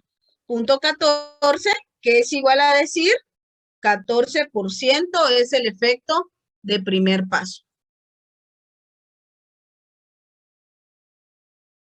¿Dudas, inquietudes? Miren, este es un primer problema sencillo. ¿Dudas, inquietudes? ¿No? ¿Todo bien? Por ahora todo bien, licenciada. Pasemos al siguiente, por lo menos pasemos al concepto antes de continuar. Entonces, ¿me confirman? ¿Ya están viendo nuevamente mi presentación? Sí. Sí, ya se mira. Entonces, ya vimos cómo tiene ese impacto. Entonces, nos damos cuenta que la biodisponibilidad va a estar ligada completamente a la vía de administración. Miren, una vía intravenosa, lo que les decía, me da un 100% biodisponibilidad. Intramuscular entre un 75 o un 100%. Subcutánea de entre el 75 y menor de un 100%. La oral, miren, es la que más varía. Me puede dar de un 5 hasta menor del 100%. El del ejemplo nos dio bastante, pero vamos a darnos cuenta que otra, su biodisponibilidad es bien baja, ¿sí? Entonces, la vía de administración va a tener un impacto directamente con la biodisponibilidad. Y esto tiene lógica, porque la biodisponibilidad depende de la absorción del fármaco que va a poder llegar a la circulación. Entonces, para poder calcular eliminación también de primer paso, ¿sí? Se puede calcular mediante la relación entre el aclaramiento hepático y el fluido sanguíneo. Esta es otra fórmula. El aclaramiento renal va a ser igual al aclaramiento hepático a partir del fluido sanguíneo, ¿sí? Entonces, esta es otra fórmula que se puede utilizar si me proporcionan los datos para calcular el efecto de primer paso. Y al igual que la fórmula que habíamos visto de biodisponibilidad. ¿Ya la copiaron?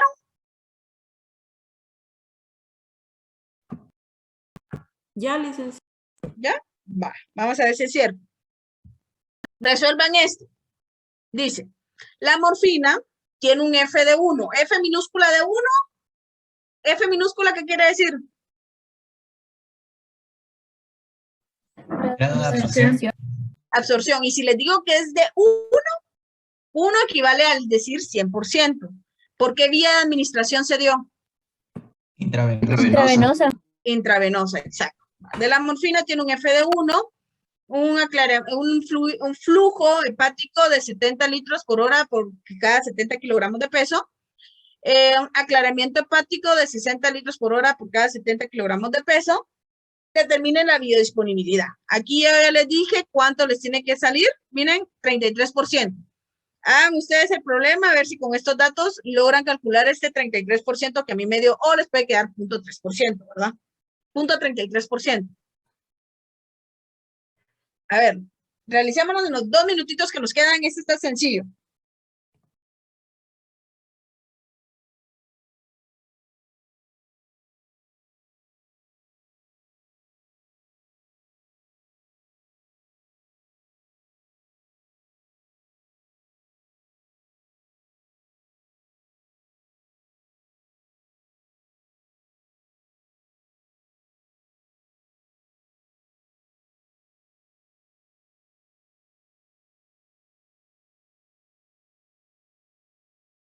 Ya, Pablo dice que ya, ¿y si te dio esa respuesta?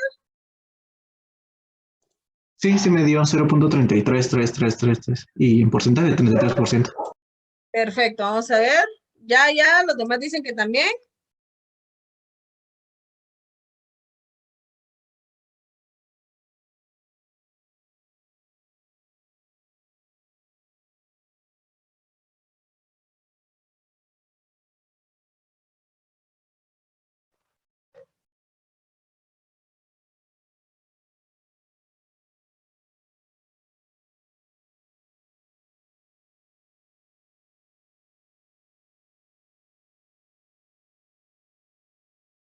¿A todos les salió? Pues están diciendo que ya. Perfecto. Entonces, rápidamente ya para verificar que si nos dio a todos el mismo procedimiento. Si se dan cuenta, estos primeros cálculos son sencillos. Aclaro, los primeros. Los otros no son complicados, solo requieren un buen razonamiento y les va a ser sencillo si comprenden bien los fundamentos teóricos. Entonces, miren aquí. Sabemos que necesitamos calcular F a partir de la absorción por 1 menos CR. El dato de R no me lo dan, pero me dan el dato de lo que es fluido y aclaramiento. Entonces 60, que sería el aclaramiento, partido al fluido, que sería 90, me da .66667, lo que se aproxima a .67. Y por lo tanto, ya sustituyendo los datos, F va a ser igual a 1 por 1 menos .67, lo que da .33, que sería igual al 33%. ¿Dudas, inquietudes con este problema? No, licenciada. ¿No? Vale, chicos. Entonces, miren, ya va siendo hora, nos vamos a quedar hoy por aquí. El jueves seguimos, yo calculo que terminamos los problemas de farmacocinética. Lo que necesito... Depende de qué sea. Por lo general, biodisponibilidad siempre se proporciona como un porcentaje.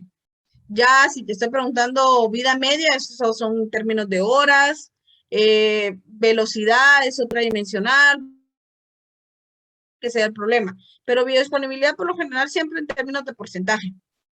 Es más fácil que lo comprendan de que, bueno, se absorbió un 12%, un 13%, uno lo toma más a que la mente le es más fácil procesarlo que si les digo yo, miren, se absorbió .15.